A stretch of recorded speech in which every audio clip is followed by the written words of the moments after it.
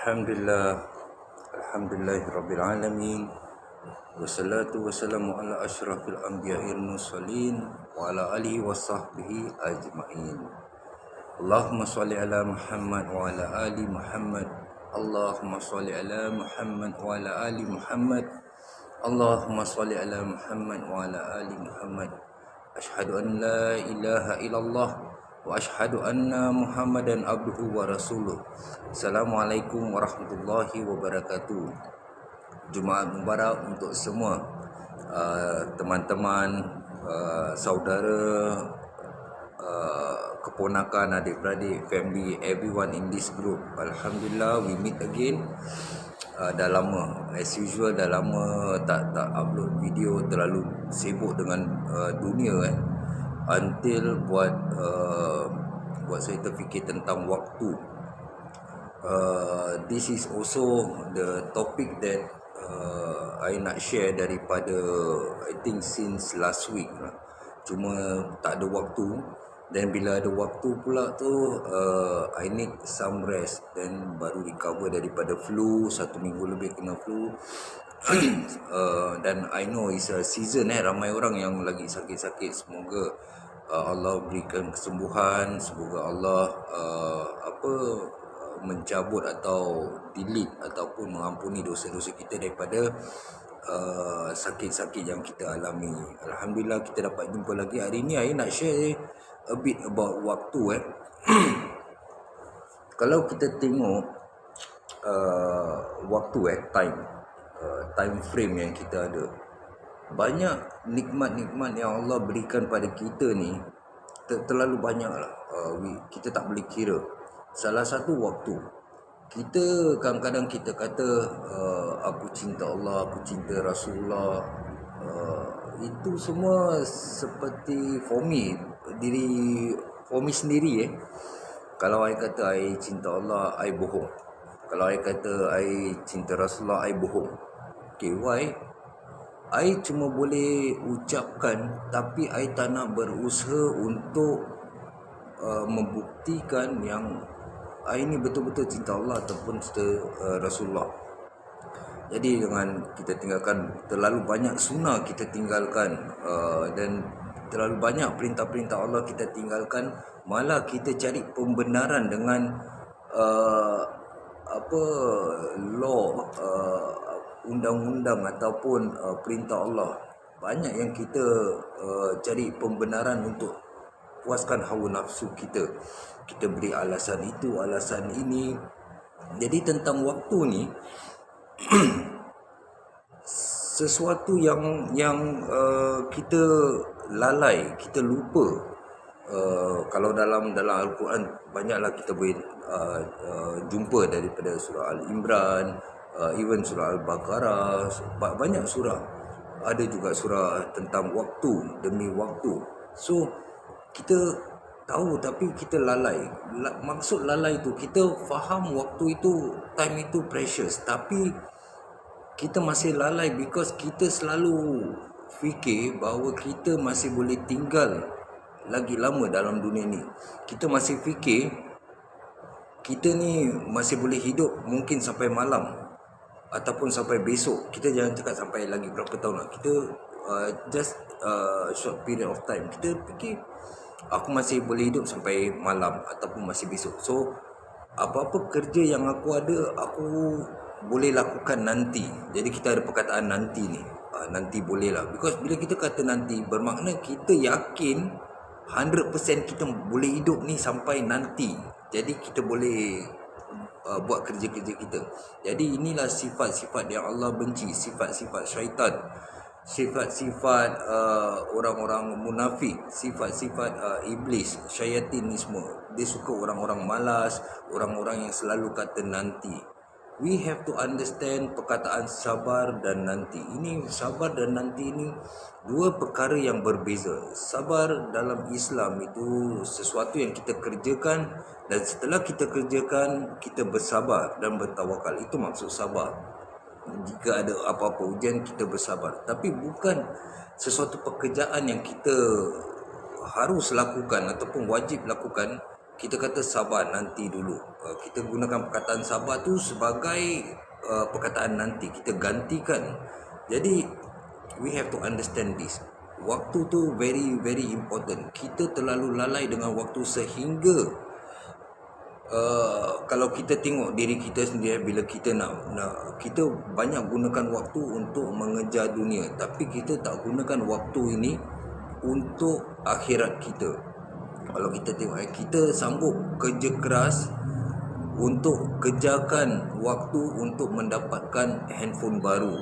Kita kerja keras-keras, kita buat target, berusaha untuk mendapatkan rumah, untuk mendapatkan kereta.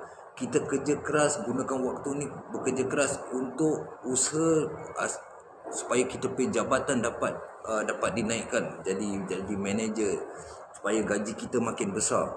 Tapi kita lupa nak manfaatkan waktu ini. Kita lupa untuk mengejar akhirat kita, seperti ibadah-ibadah kita. Kita membantu orang lain, membantu orang tua kita, mendapatkan ilmu. Jadi ini yang kita salah gunakan waktu. Kita gunakan waktu untuk duniawi,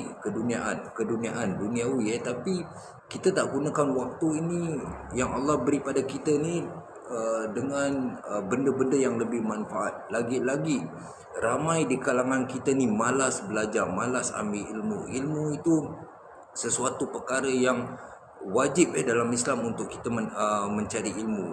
Tak kira apa ilmu, tapi ilmu yang baik, yang menjadi manfaat untuk kita, keluarga kita dan juga orang-orang di sekeliling kita.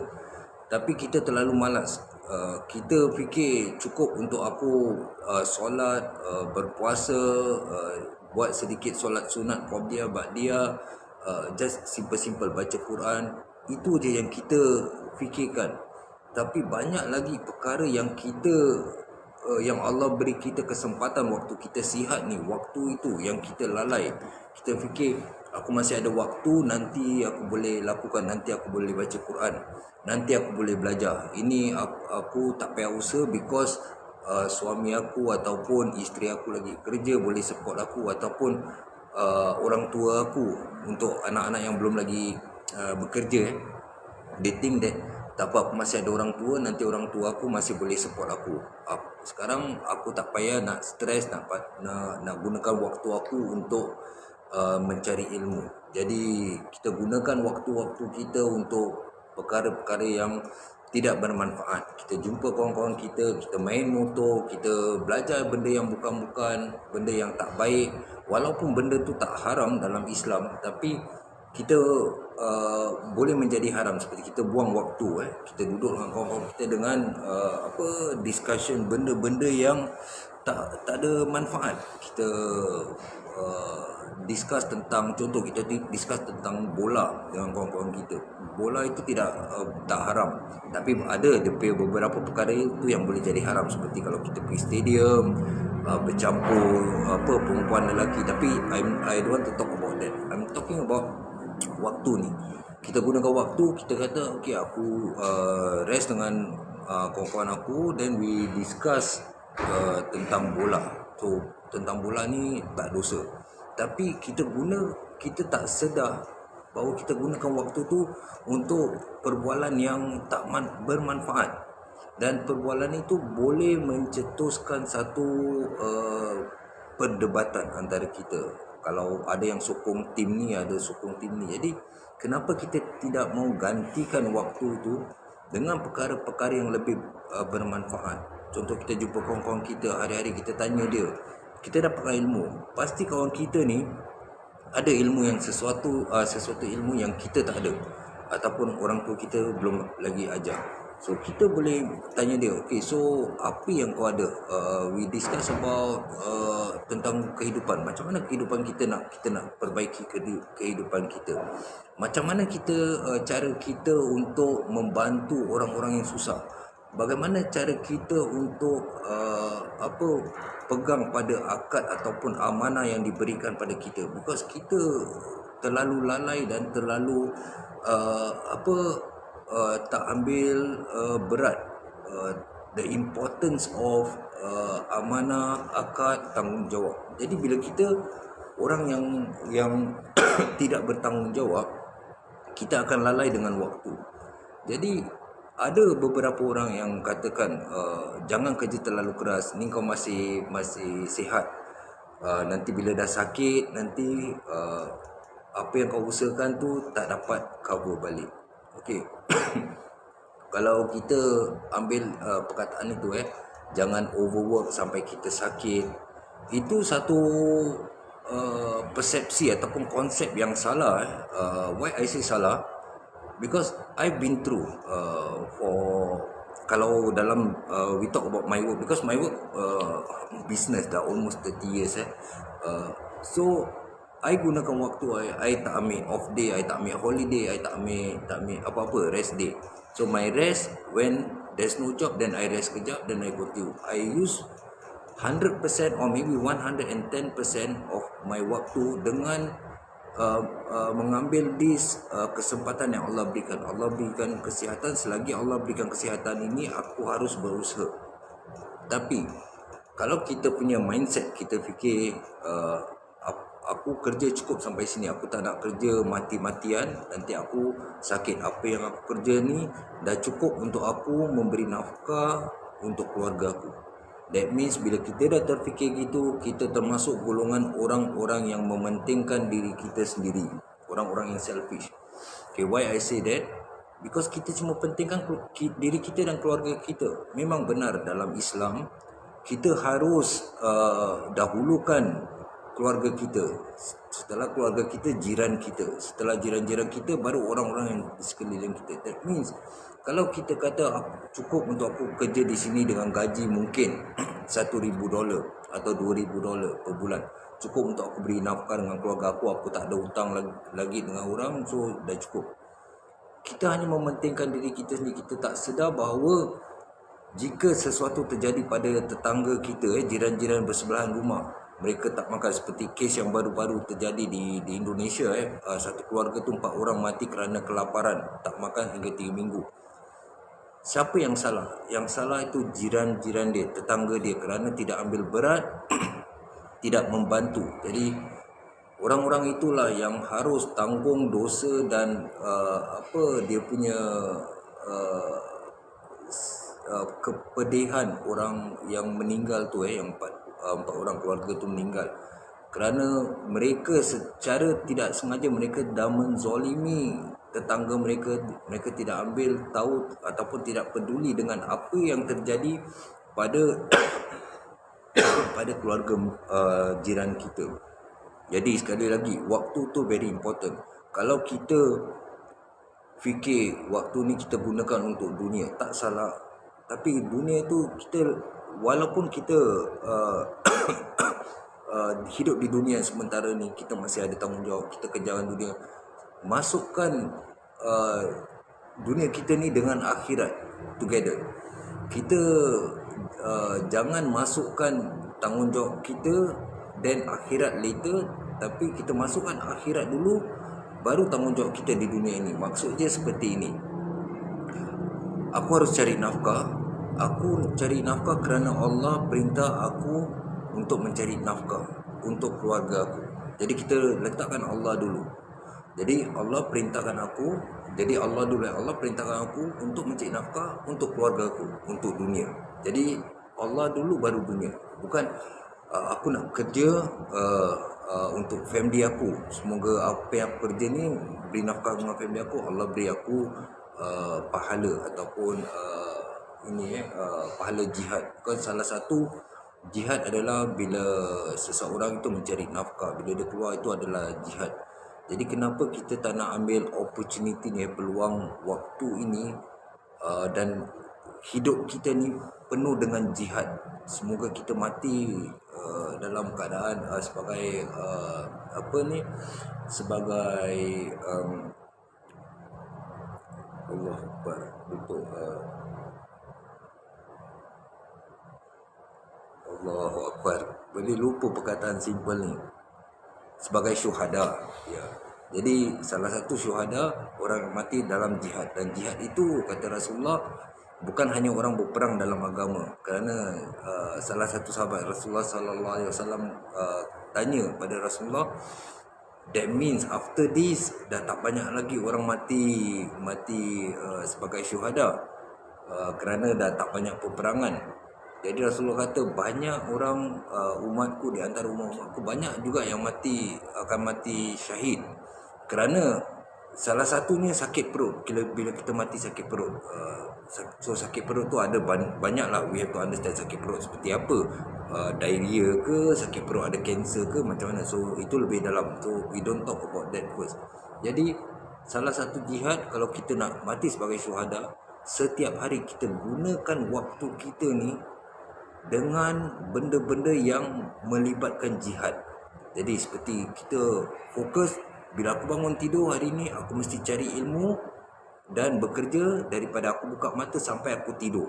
So kita fokuskan kat situ. Jadi setiap hari tu kita cari ilmu, baca news, because baca news pun ilmu. Satu ilmu yang kita dapat tu, sebenarnya benda ni terjadi di negeri ni, ataupun sebenarnya benda ni terjadi di masyarakat kita. Kita dapatkan ilmu itu dan kita pelajari daripada berita-berita itu, apakah ini benar terjadi, apakah ini hoax, apakah ini fitnah, apakah ini. Jadi kita belajar, continue belajar dengan ilmu-ilmu tentang apa saja, agama ataupun apa. Then when comes to jihad untuk cari rezeki, bekerja, kita gunakan waktu kita. Jangan kita merosakkan jihad kita, akhirnya kita mati ni kita tak dapat pahala jihad, ataupun tak dapat mati sebagai syuhada. Maksudnya bila kita kerja, we have to hati-hati pekerjaan. Kita selalu cari pembenaran. Itu biasalah manusia cari pembenaran, dan kita juga selalu mengharapkan tak apa, Allah akan faham, Allah akan mengerti, Allah akan kesiankan aku. Itu permainan syaitan, permainan iblis, permainan syaitan untuk membuat kita korup kita punya fikiran.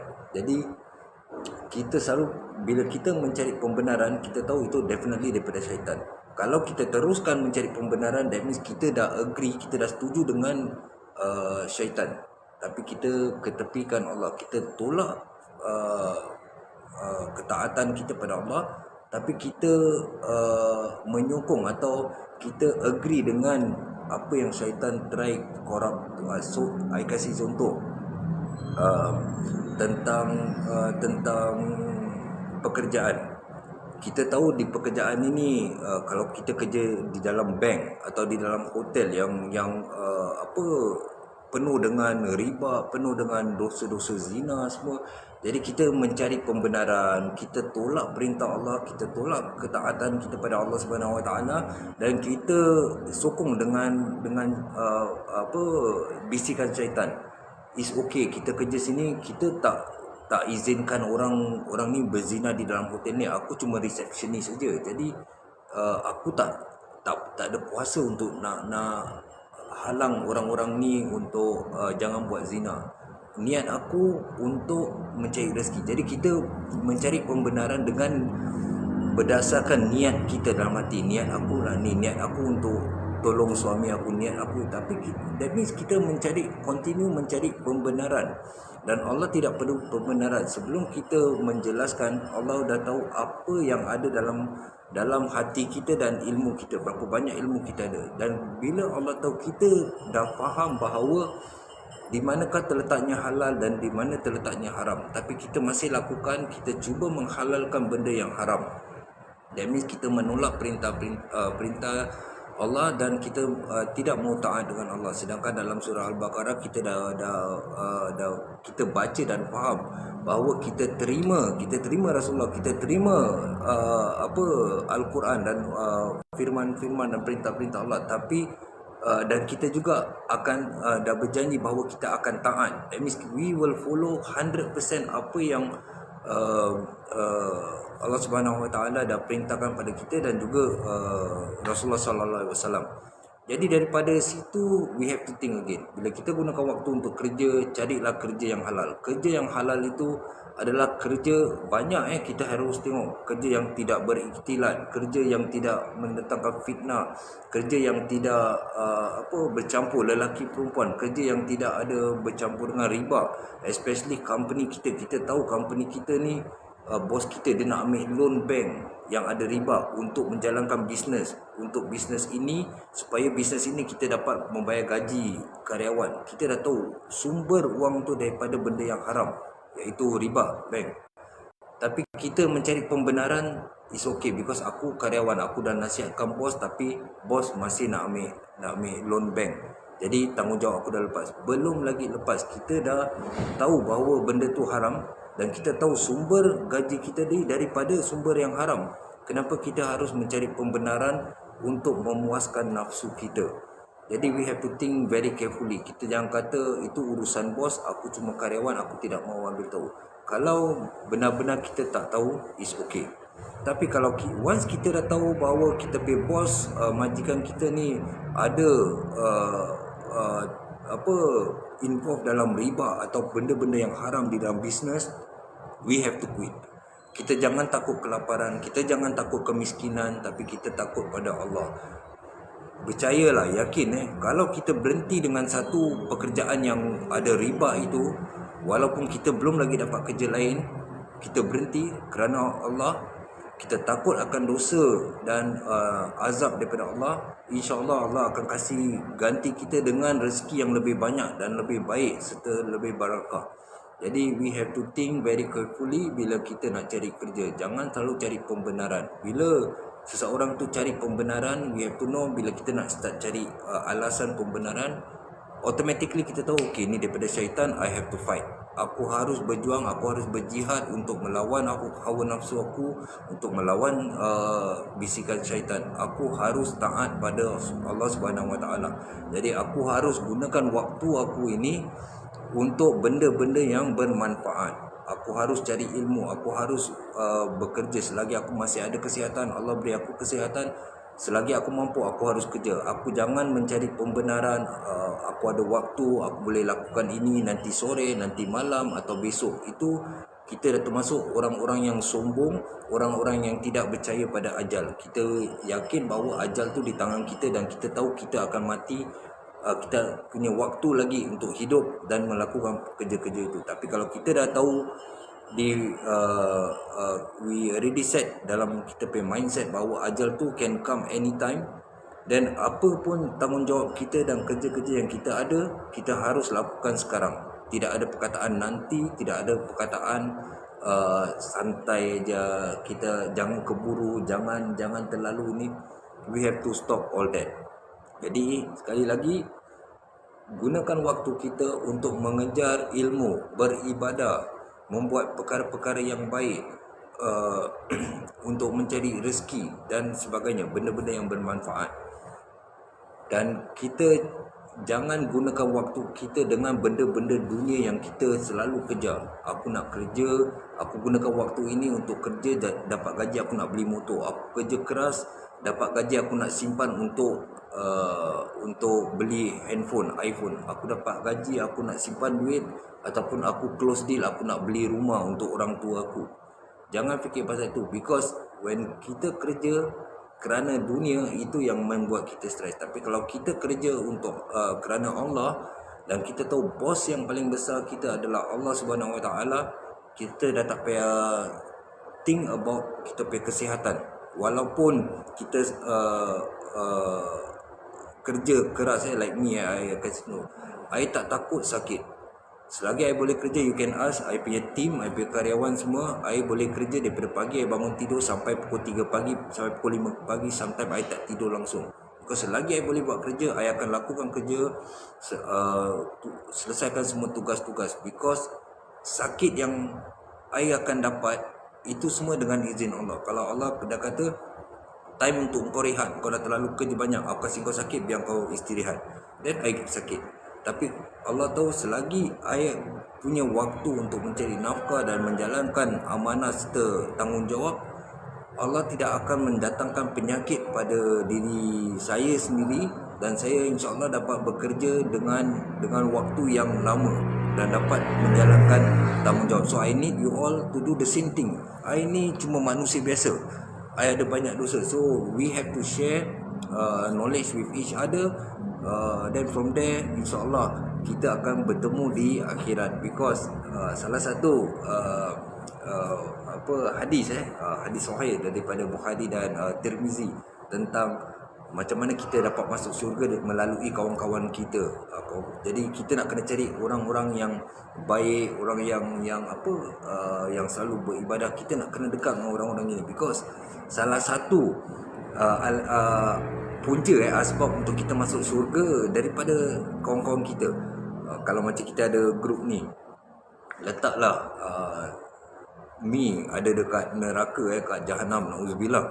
Ada dekat jahanam ni contoh, tak dapat ni. Dan salah satu orang kat grup ni bantu, dia kata, ya Allah, mana ni Israfil yang selalu kita discuss tentang agama, aku tak jumpa dia. Dan ada juga orang kenal dapat juga diselamatkan dikeluarkan daripada jahanam pergi ke jannah. So ini kita perlu orang-orang baik di sekeliling kita. Tentang fitnah orang buat pada diri kita, kita jangan stres sangat, because itu salah satu ujian dan fitnah itu akan hapus. So kita jangan stres dengan fitnah-fitnah yang orang lakukan pada kita. We just focus on apa yang Allah dan Rasulullah perintah pada kita. Masya Allah, ada orang message tak perasan. Waalaikumsalam warahmatullahi wabarakatuh. Ya, silakan Mbak Maita sama ini Nova ada di sini. Waalaikumsalam warahmatullahi. Okay, I guess that's all yang I nak share hari ini. InsyaAllah when I have time kita akan share lagi. Jika sesiapa di sini ada something to discuss ataupun ada topik, maybe you all boleh bantu saya untuk memberi satu topik. Just comment, say okay, mungkin kita boleh sharing tentang urusan tanggungjawab anak dengan orang tua. Okay, you just give me that kind of topic, then insyaAllah I will find time, we can talk about that. Dan ada yang nak tanya soal pekerjaan halal haram atau apa, we can just start a topic. So I need you all punya bantuan untuk memberi subjek ataupun topik, then we can make this group more active insyaAllah. Take care. Assalamualaikum warahmatullahi wabarakatuh.